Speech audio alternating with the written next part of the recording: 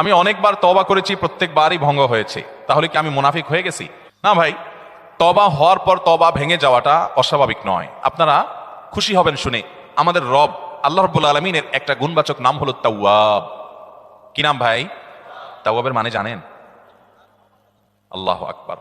Repeatedly, বারবার যিনি বান্দার তওবা কবুল করেন। এই জন্য ভাই, একবার গুনাহ হয়ে গেছে, আল্লাহর কাছে তওবা করেছেন, চেষ্টা করছেন যে আর যেন না হয়, কিন্তু আবার শয়তান কাত করে ফেলে দিয়েছে, আবারও তওবা করে ফেলবেন এবং দুর্বল হবেন না। এখানে ইবলিস আপনাকে বলবে, তুই এতবার একই কাজ করে তওবা করছস আল্লাহর কাছে, আবার কোন মুখে তওবা করবি? থাক, বাদ দে। আপনার তওবা থেকে দূরে সরাবে। এটা হলো শয়তানের সবচেয়ে বড় অস্ত্র। কখনো নিরাশ হওয়া যাবে না।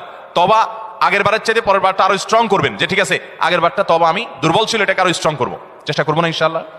তাহলে তওবা বারবার করতে হবে, বারবার করতে হবে। ভেঙে গেলে আরো শক্ত হার্ডলি তওবা করতে হবে, নিজের প্রতি নিজে শাসন চালাতে হবে। এভাবে ইনশাআল্লাহ সামনে আগাইতে হবে।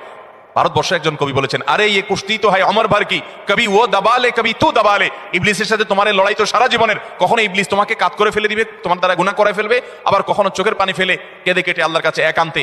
ভাইরা, কিছু নির্জন সময় কাটানো দরকার। আমাদের কোনো নির্জন সময় নাই।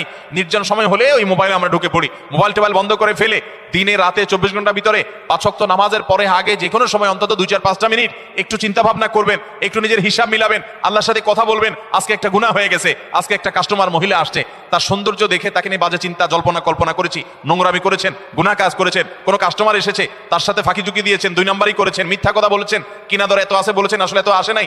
এই যে মিথ্যা বলেছেন কয়টা টাকার জন্য, এই টাকা দুনিয়াতে থেকে যাবে, মিথ্যাটা আপনার আমলনামা যুক্ত হয়ে আখিরাতে যাবে। এইসব কথা চিন্তা করে আল্লাহর কাছে চোখের পানি ফেলে একান্তে, আল্লাহ করে ফেলেছি আজকে শয়তানের পালায় পড়ে, আল্লাহ খেয়াল ছিল না, আপনি মাফ করে দেন। মালিক, আপনি মাফ না করলে কিয়ামতের ময়দানের শাস্তি হবে ভয়াবহ।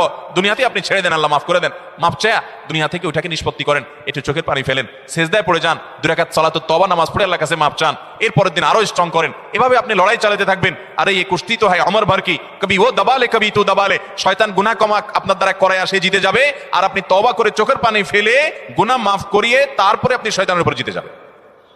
তওবা করতে থাকবো তো ইনশাআল্লাহ। তওবা করতে কখনো ক্লান্ত হবেন, তওবা অব্যাহত রাখবেন, অনবরত রাখবেন। দুনিয়াতে কোনো ফেরেশতা মানুষ নাই, সবাই গুনাহ করে।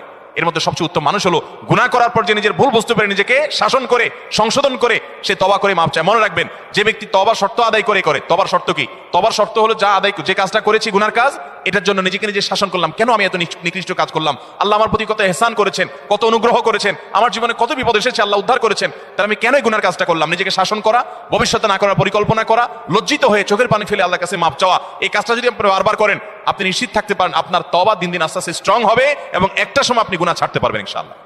এই জন্য তওবা কখনো ছাড়া যাবে, যতবারই তওবা ভাঙুক, তওবা আরো স্ট্রং করে করতে হবে।